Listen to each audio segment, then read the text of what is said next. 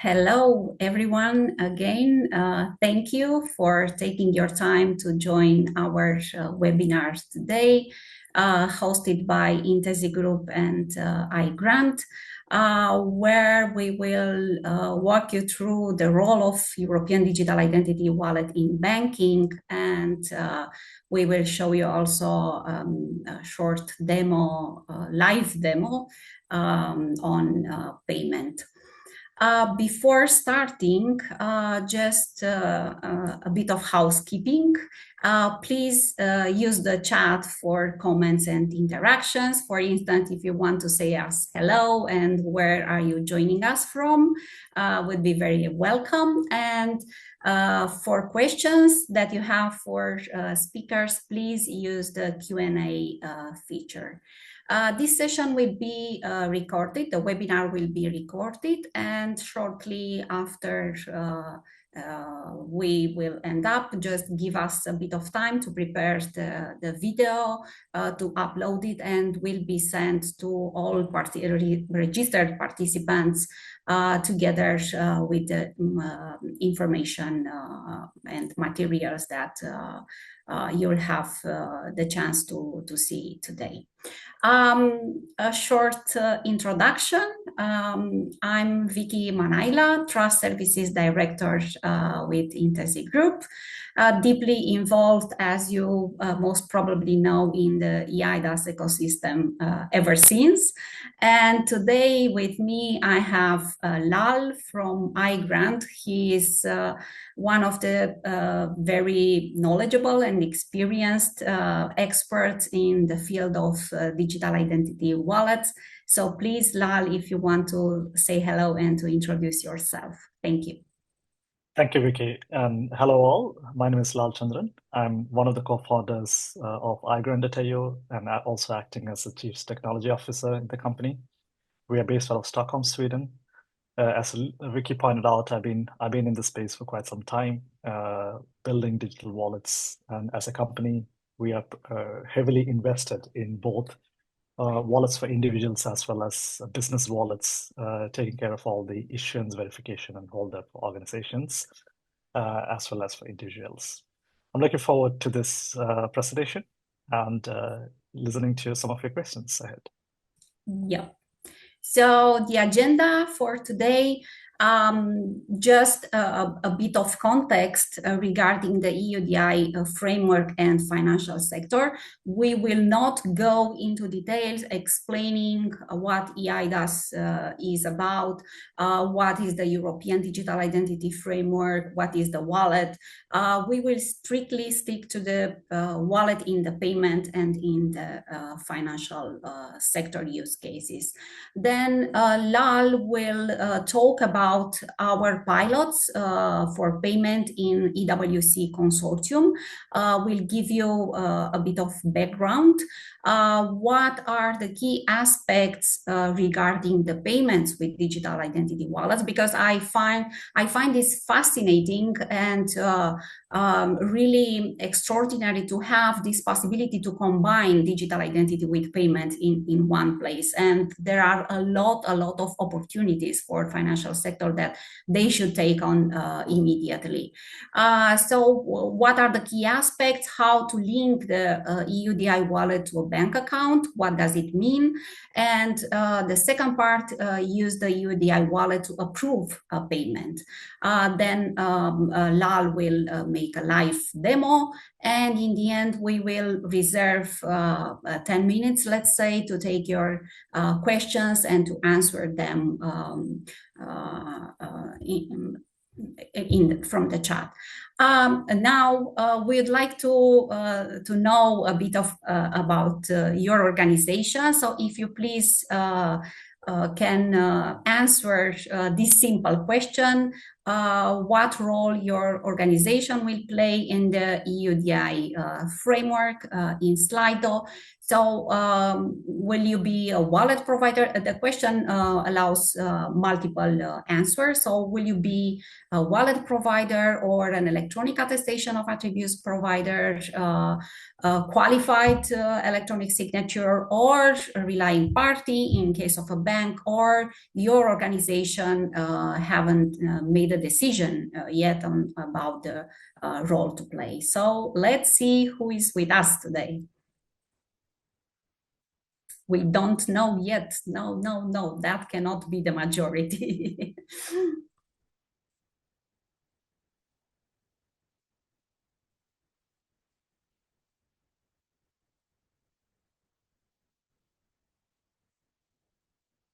Wow, super. Electronic attestation of attributes provider, wallet provider, relying party. I'm very happy to have relying parties with us today. They are an important part of the EUDI ecosystem.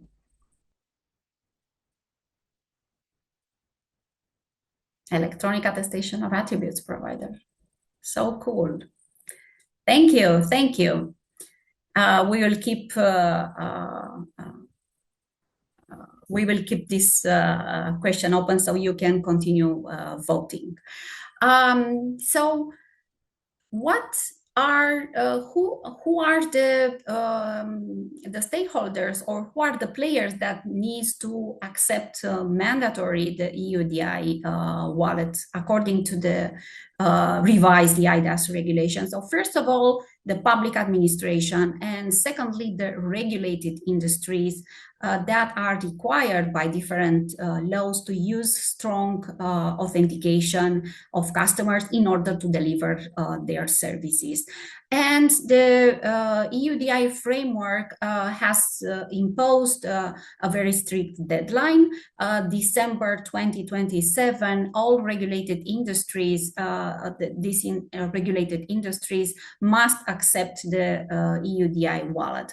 What does it mean? So I've heard a lot of questions. So should I work now to replace the existing authentication mechanism with the wallet? No, the answer is no. The EUDI wallet will be an additional mechanism alongside the existing ones. So will not replace the existing solutions, rather will complement them with a lot of other possibilities. Thinking about financial sector and fintechs and banks, according to the most recent statistics and reports, still 80% of financial institutions are relying verification on document based. So not necessarily the identity verification, but in all sorts of interactions with their customers, they are requiring at a certain point of time a document that is verified manually or by other systems.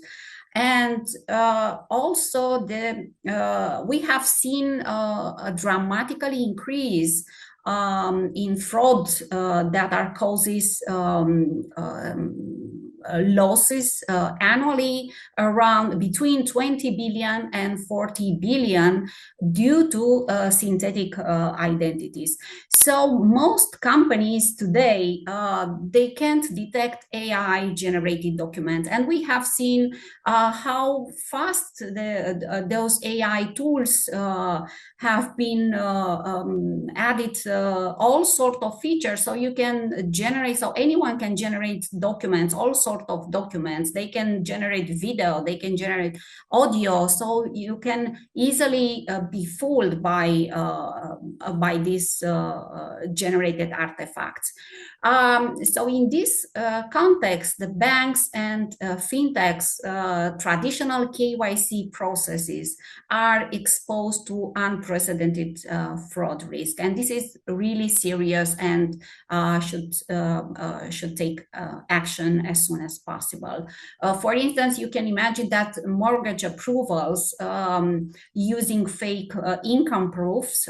So very easily you can, someone that is has a bad intention can provide fake income proofs or a synthetic credit history or insurance claims with fabricated evidences.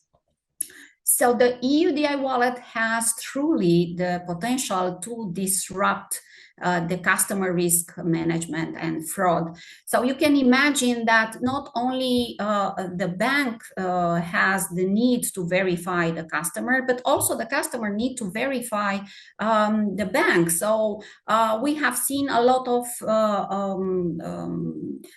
attacks lately with messages received via WhatsApp, via phone calls, claiming to be from our bank, that something happened and we need to change the password or to do something, and it's really terrifying.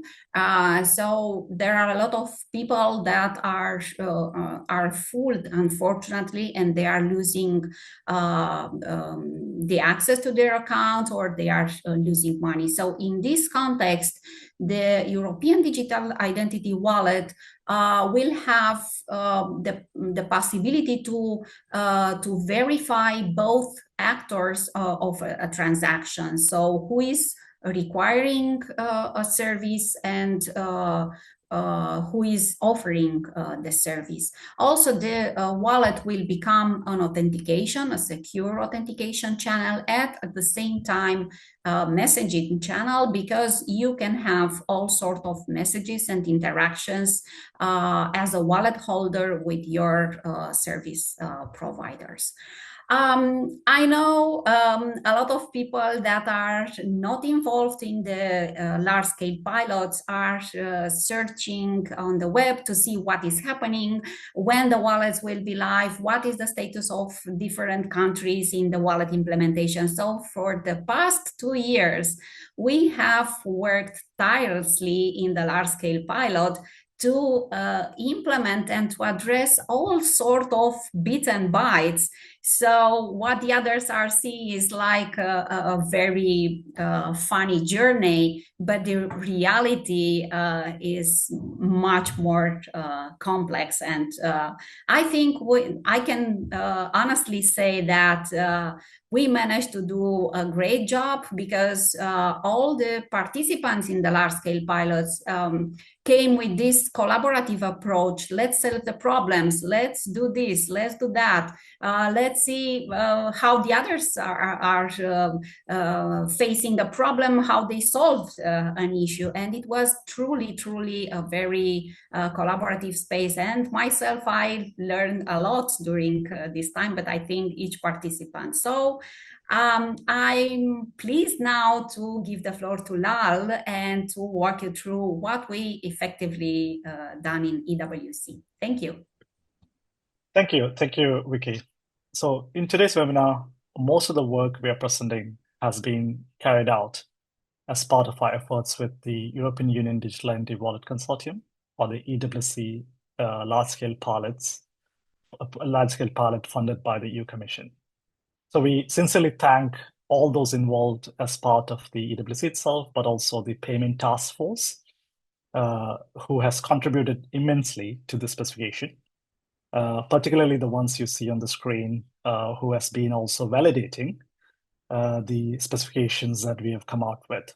One of the company I want to also specify on top of all these existing companies is LICID, who have also contributed tremendously to the specifications in the early phases. So the Visa led the team, and we achieved the first payment live in production using a EUDI wallet. A user used a iGrant.io issued data wallet with a Visa card connected to a Bank of Transylvania bank account to buy a ferry ticket issued by Fast Ferries in Greece, who has been heavily supported by University of Aegean. And the Worldline provided the 3DS, while BPC was the ACS provider. So it's a bunch of companies that came from Romania. Let's say hello to my Romanians people. Exactly. So it's a bunch of companies that came together across EU in making the first pilot happen.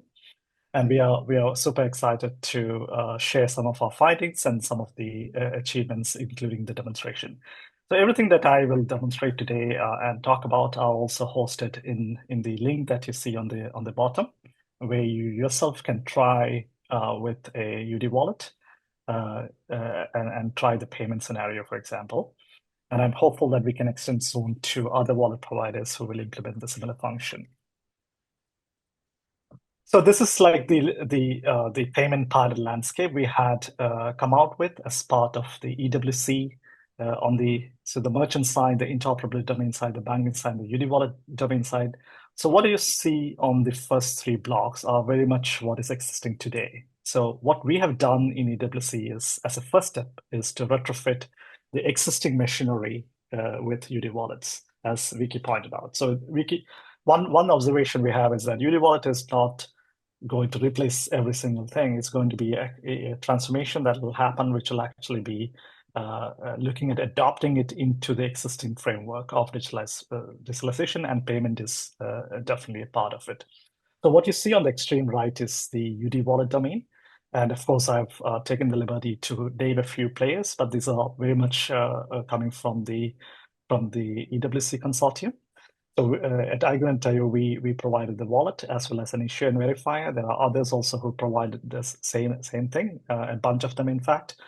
And as a wallet provider, a fundamental role that you have is to issue what we call as the WUA, the wallet unit attestation, which is embedded into a wallet to make it operational. And once it is operational, once you acquire PID, it becomes a valid EUDI wallet.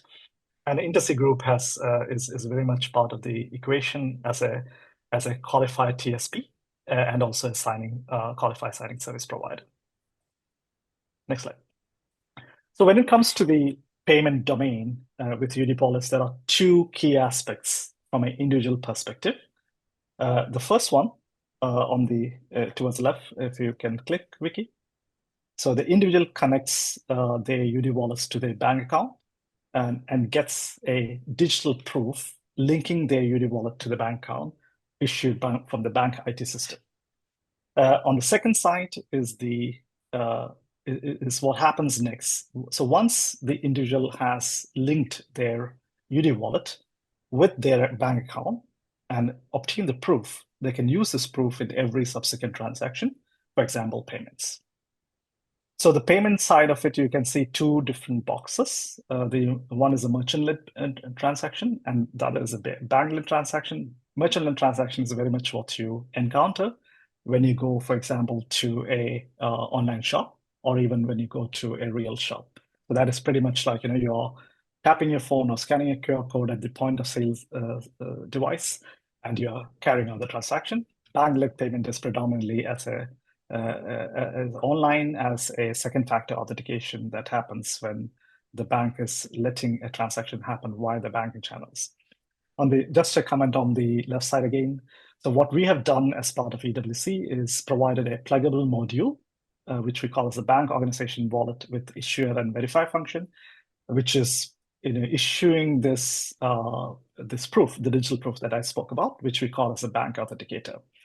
So we have come out with a very seamless integration where the bank IT system can integrate to standard APIs and then receive any kind of indications, whether when the individual is connecting to the bank, for example, via a webhook mechanism. So for some of you who are interested in technology and want to understand the details, the RFC 007 and RFC 008 would give you more details into how exactly we have used, for example, the OpenID for VC flow and PSD2, etc., and also together with transaction data, how we have actually fulfilled the completion of a payment transaction. You can see the details with data models and so on. So as part of EWC, we have also had like all kinds of data models, rule books, and the RFC.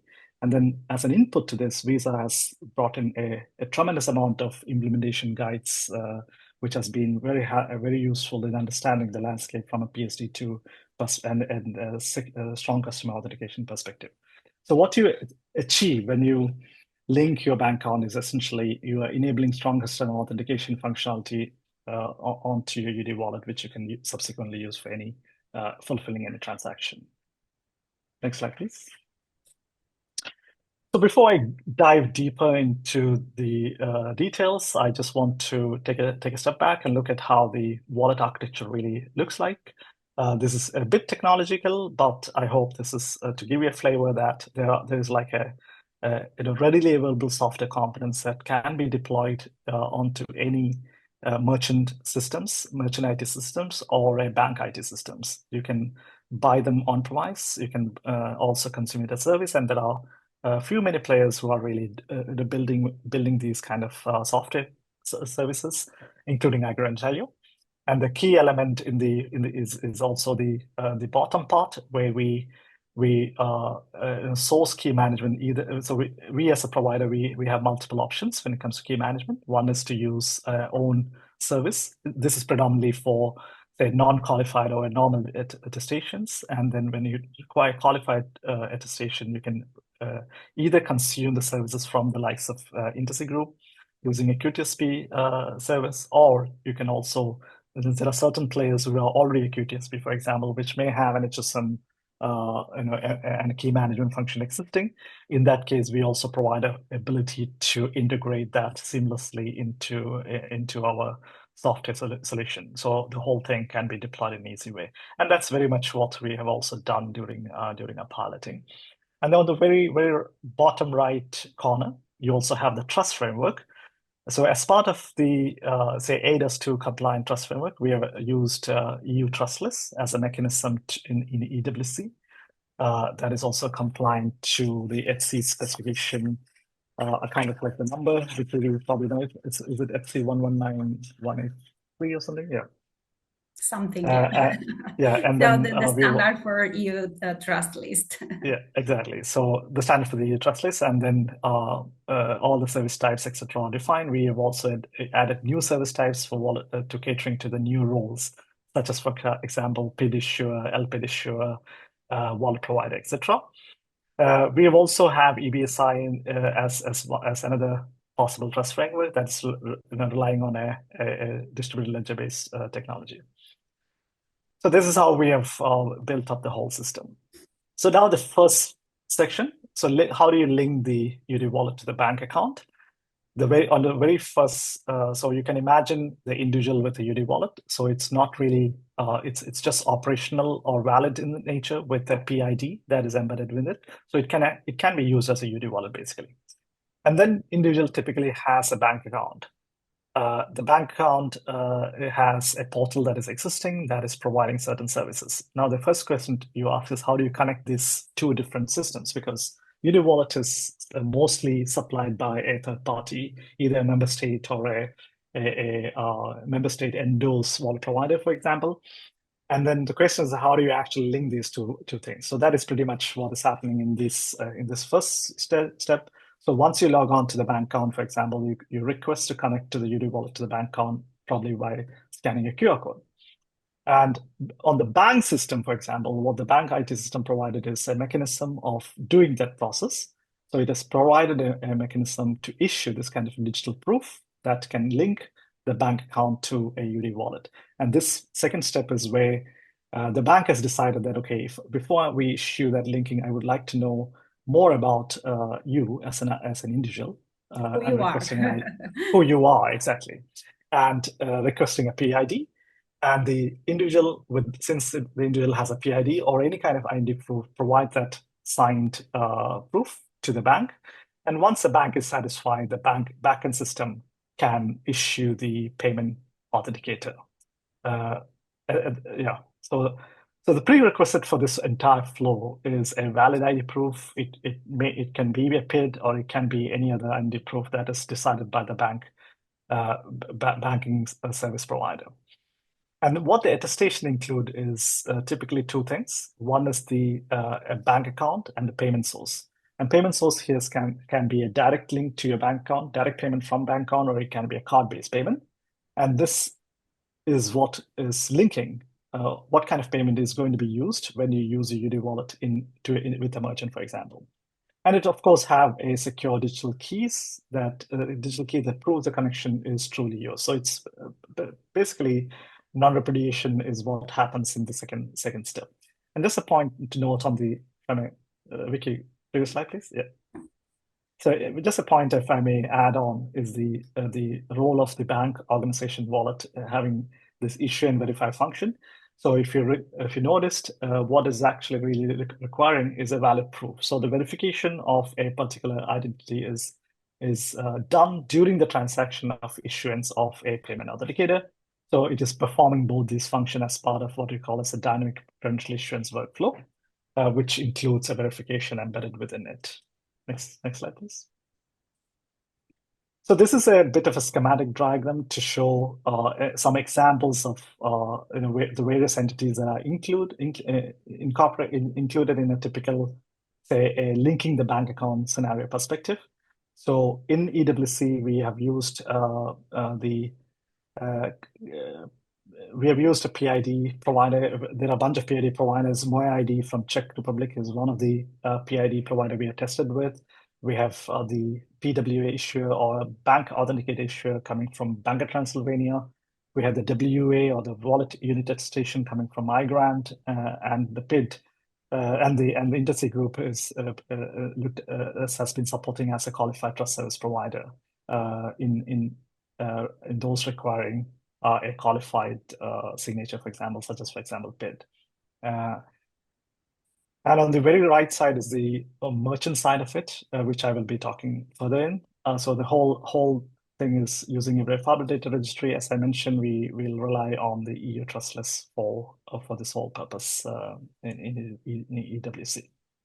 Next slide, please. So once the individual has acquired a digital proof, the bank authenticator, the individual can use that in any subsequent transaction. So let's imagine a situation where the merchant, I'm focusing predominantly on the merchant flow here because it's a bit more easier to explain to normal people. So from a merchant point of view, if a merchant requires any kind of payment, they need to have some kind of integration with the existing point of sale device service system to an entity that can request to confirm a payment, for example, or request a transaction to be confirmed based on a payment wallet attestation. So the first thing that it does is to request payment confirmation and a payment authenticator that can be used to verify the payment, for example. So once the individual wallet scans that QR code, gets this request, it signs the transaction data. The transaction data is generated from the merchant side, which is, again, a new thing that has come up in OpenID for VP, if you're familiar with the technology side of it. So the transaction data is nothing but the value. So if it is 25 euro transaction that is needed, the value that is associated with currency and blah, blah, blah. So there's a bunch of things that is there. So that transaction data is given to the individual that is signed with the key that is bound to the payment authenticator. And together with the key, of course. And then it also transmits the WA, which proves the user side of it, with, of course, the key binding. And the third thing that follows is once the merchant receives this signed transaction data, it forwards the whole thing into the bank IT system via existing 3DS mechanism. So this is like really leveraging the existing mechanism as is without really optimizing in any form, but leveraging the existing channel as is so that we can actually carry out this transaction as a first step towards payment using EUDI Wallets. And the bank IT system receives the transaction request and verify the transaction data against the issued PWA. Yet again, you can see that there is a role of a verifier that comes into play, which can interpret this information that has been transmitted via the 3DS and confirm that it is okay. And that is exactly what happens in step number 5, where the notification is sent for a successful payment. And finally, the merchant is getting a confirmation that the transaction is fully successful. You can click, yeah. And finally, the transaction is shown as confirmed for example, if you're in a portal, you can see that the portal also provides a tick mark to the counter, the person who is in the counter, for example. So this entire flow is specified as part of RFC 008 for confirming payment data transaction using EUDI Wallet that was linked in the previous step. So this is a representation of the parties that could be involved, and I'll move more to the right side of it. So here it was Fast Ferries that was used during our EWC piloting, which acted as a merchant. Fast Ferries is a Greek-based ferry company, and Bank of Transylvania is yet another verifier that has been out there, which was the original issue of the payment authenticator. And we used, as I mentioned, we used a Moyo ID as a PID. We also used other IDs, and we used WA from iGrant in this whole chain of operation. That's fascinating. But let's see a live demo, Lal. So I will Absolutely stop sharing. So take the screen. So I hope that you can see my screen now. Yes. Yeah, I'll just refresh my screen. So what you see on my screen is so you can also see this in our, if you go to demo.iGrant.io, and there's a link to the payment with EUDI Wallets. There are two parts, as I mentioned. One is the payment authenticator, and other is a payment transaction. So the first thing I do is go into the payment authenticator. The very first step is that you need to prepare your EUDI wallet with a PID. And the PID can be requested from an existing service that we offer. You can request a PID here, or if you have Moyo ID, that also works. And once you have acquired a PID, I'll skip that step because I already have acquired a PID. So I have a PID already existing in my data wallet that is on the left side. And the second step, once I have the PID and the wallet is in valid state, the bank has provided a mechanism for me to request issuance of, or mechanism to connect my EUDI wallet on my on the left side to the banking service. So this particular thing could be, for example, in the banking portal. And once I'm ready, I scan the QR code, and I get a request to share a personal identification data in this case. And for security and privacy reasons, we have it all blurred out. But if I disable that, you can see given name and first name. We have used only name for to simplify a little bit, but in the real production system, we use the real identity IDs, etc. And once I'm satisfied, I confirm the ID, exchange of ID to the banking system. And the backend system receives my ID, and they may receive a web notification to the issuance system saying that, okay, now you can issue a payment wallet attestation or a bank authenticator. Or in this case, we have issued it for a card, a Visa card, for example. And on the left side, I have received the offer credential, and I can see that if I uncheck the eye icon, I can see that it's been sent, the notification has been sent from Bank of Transylvania, following my request to issue a payment authenticator. And I can see that the card number is there, and it's been issued by Bank of Transylvania and using a Visa card, Visa payment network, for example. And once I accept to add the payment authenticator into my wallet, it gets added into my wallet. You can also see in iGrant.io wallet, we have a separate section called payments. You can see the payment authenticator over here. And you can see, for example, 3 different payment cards. It's because I've been playing around a little bit earlier.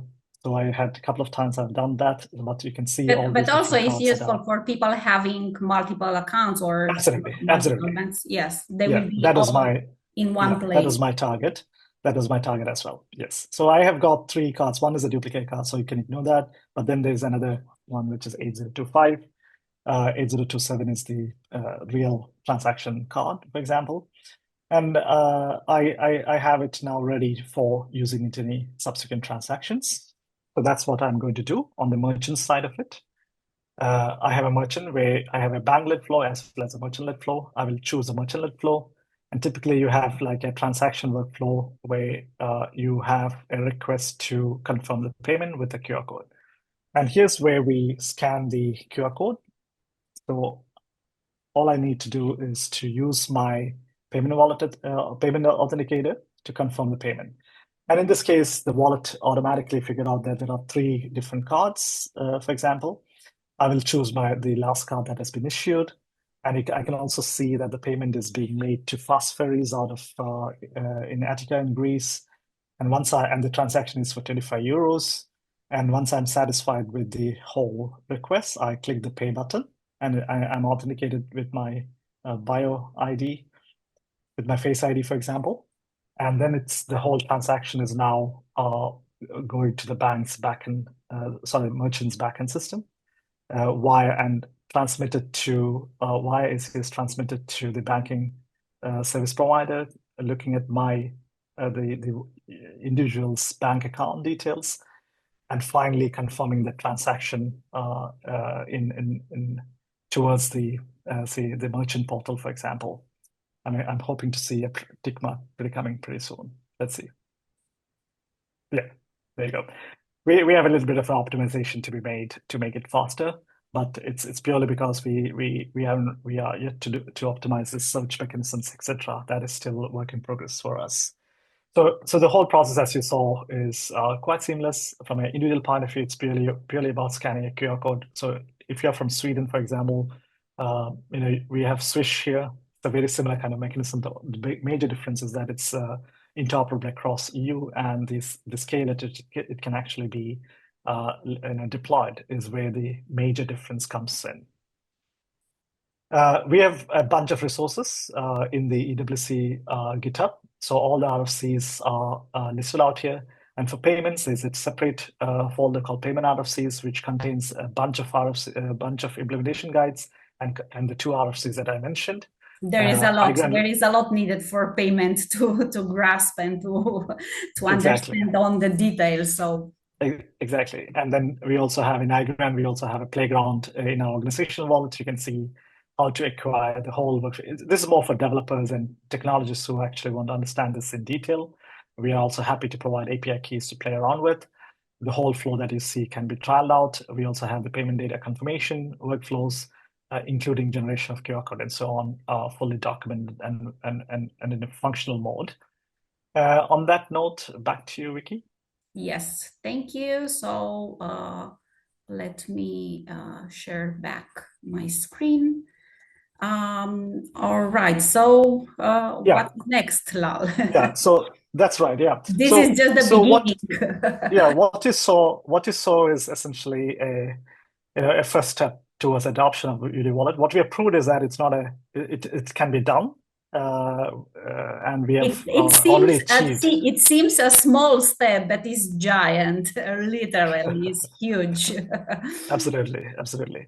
So, but we do think there are a lot of optimizations that can be done, including optimizing in terms of, say, direct payment from bank. So imagine if you can actually make a direct payment from your bank account directly to a hotel in Italy, for example, seamlessly. And also optimizing that whole workflow. Second is the user experience itself can be tremendously improved. We have already identified a few things together with our partners. And we also believe that this could also fundamentally add on to the value of EUDI Wallets being adopted at scale going forward.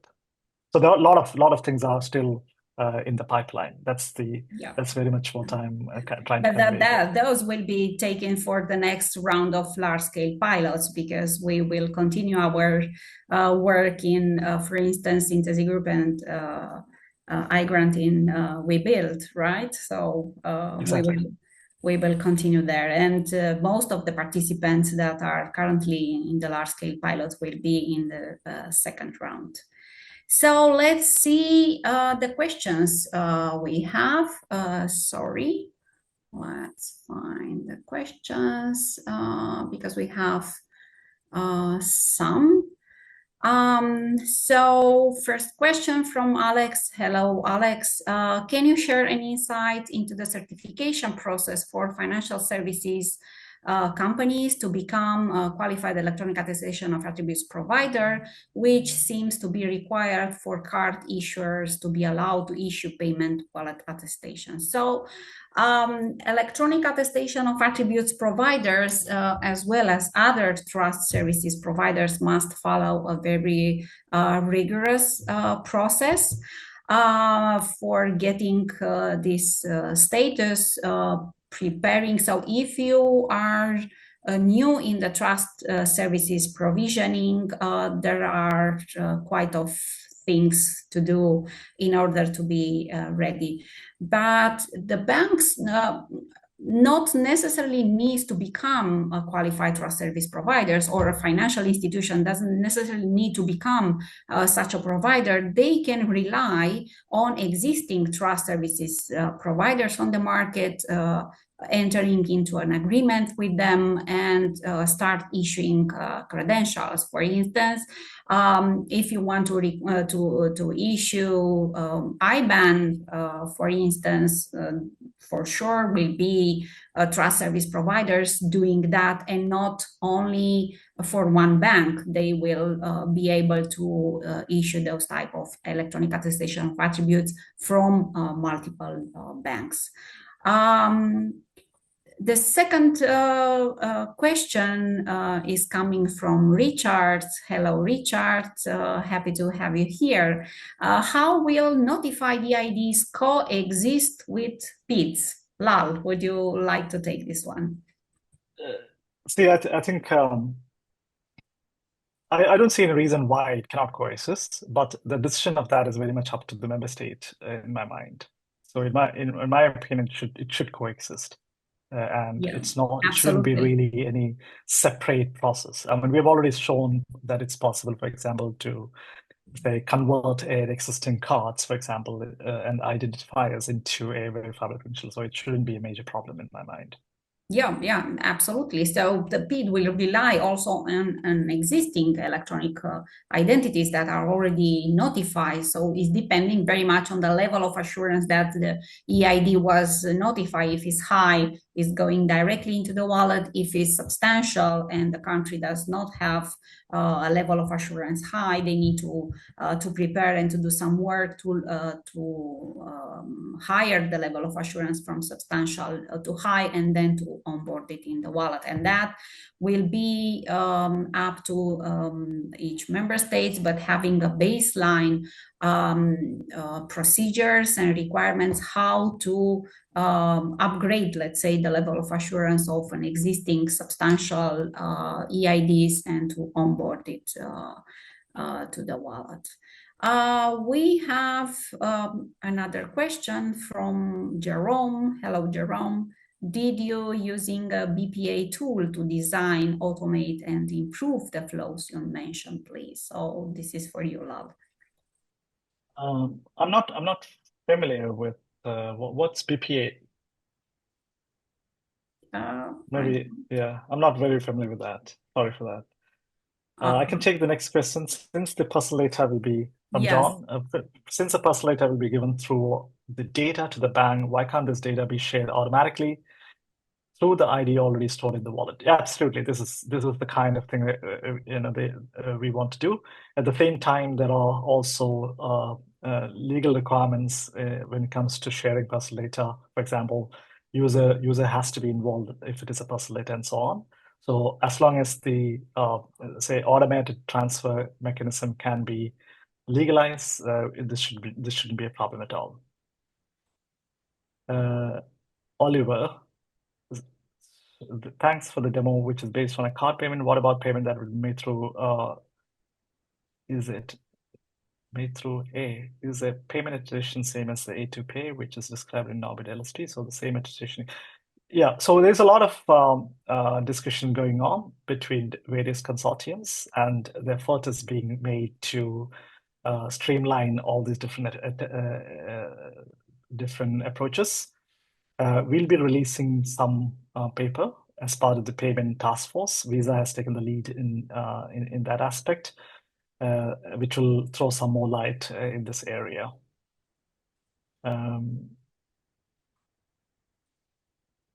Eric asks, if the digital ID and wallet are fully secure, don't you think that this will kill the actual identity verification system solutions?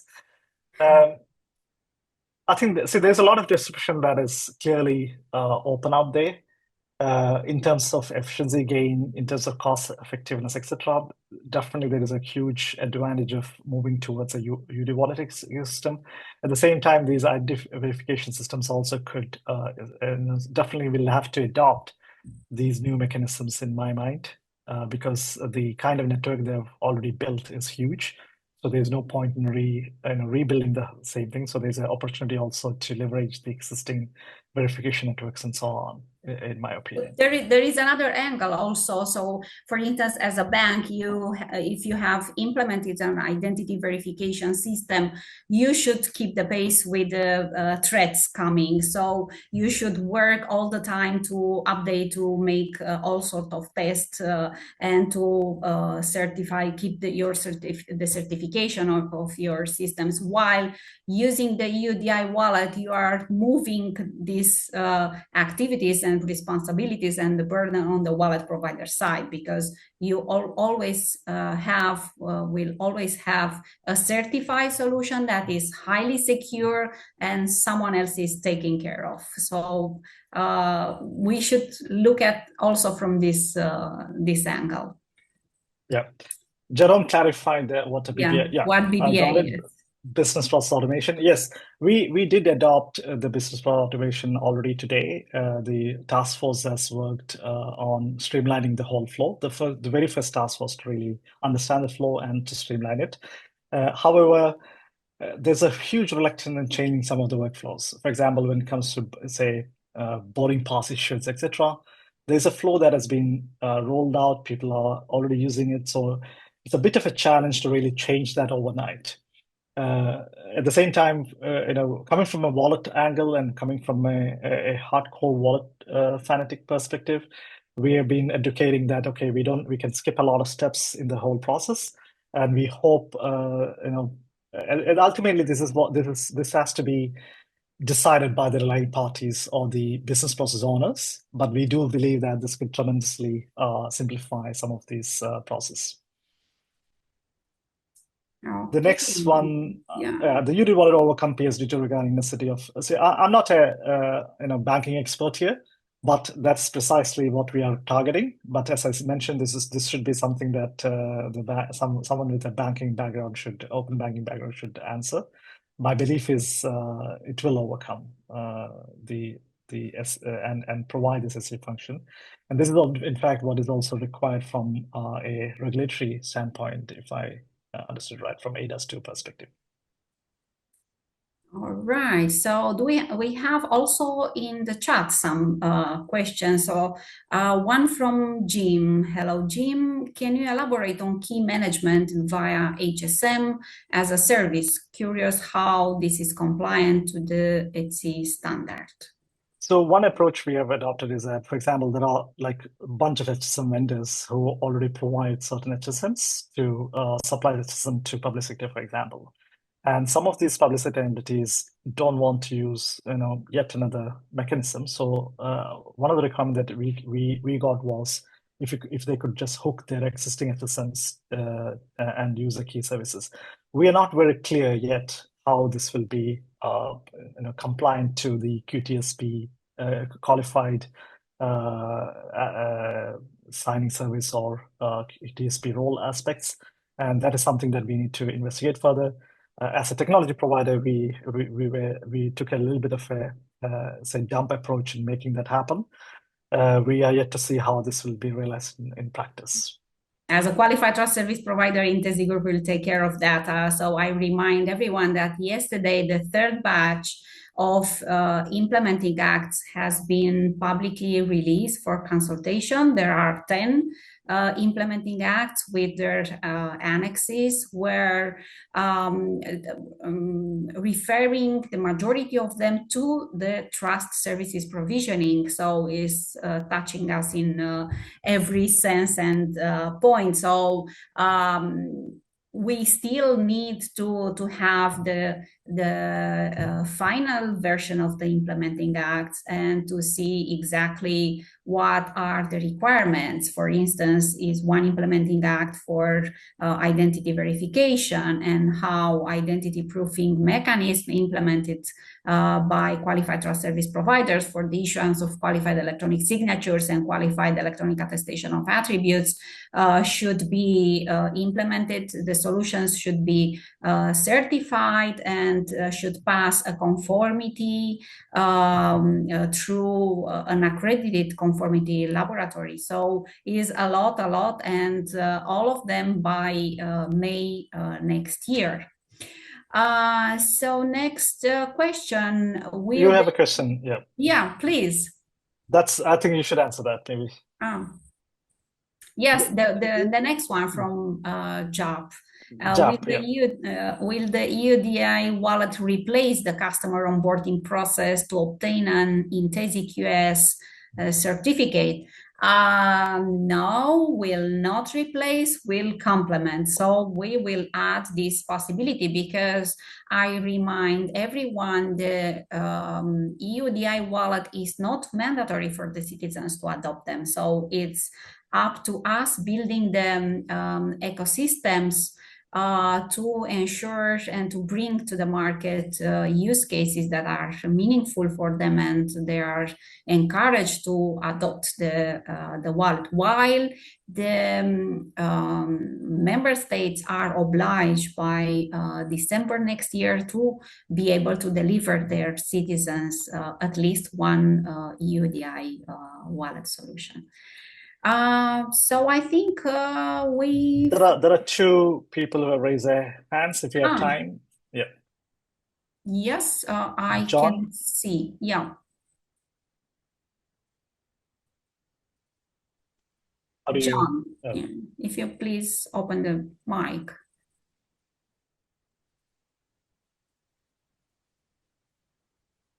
I can see that you have unmuted, but we don't hear you. Probably the webinar does not allow participants to intervene. So this is the feature of webinars.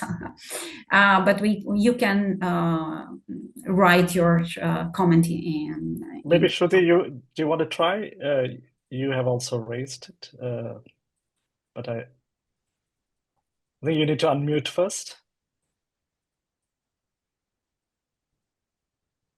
No, I don't think it's possible for participants to speak. We have prepared a lot of references for you that you will have the chance to see and to check, to give a read once you'll receive the materials from us after this recording. So you have the end-to-end payment with iGrant wallet, the RFC that Lal presented to you, the specifications for payment data confirmation. Lal, if you want to complement, to add something, please feel free. No, feel free to reach out. The only comment is feel free to reach out either if you're already part of EWC in one way or the other, use our Slack channels, or you can reach out on LinkedIn or email us at support@iGrant.io is what I would suggest, or you can even reach out to me. So now we would like to have a feedback from you if this webinar was useful in any way, if you found out new information, if you are happy, or you consider you lost your time, but I hope not, since you stayed here till the end. Please don't be shy. Vote. Give us your vote.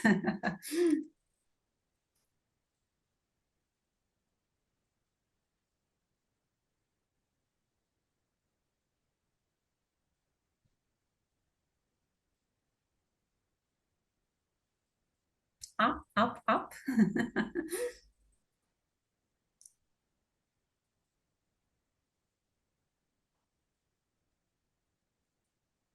That's great. That's great. Thank you. Thank you very much. It's very useful for us to understand what you're up for, you're interested in the topics. And as Lal said, don't hesitate to reach out to us. Last but not least, we in EWC have the second phase pilot. And we would like to invite everyone to start playing with the wallet to become the early user adopter. There are 3 use cases. I don't know, Lal, if you want to comment on that, please. I've tried myself all of them, and I found them really exciting. Yeah, I think one of the questions that was asked was about the BPA, and you yourself can see that there is a scope for improvement, if I may be a bit critical there. At the same time, you can also see the advantages yourself, how is seamless it actually is. Typically, if you're building something from scratch, you can really you can streamline it. And that's exactly what you can also experience when you go to these pilots, because a couple of them are like, or one of them is built from scratch, while the other is really retrofitting into the existing workflow and processes.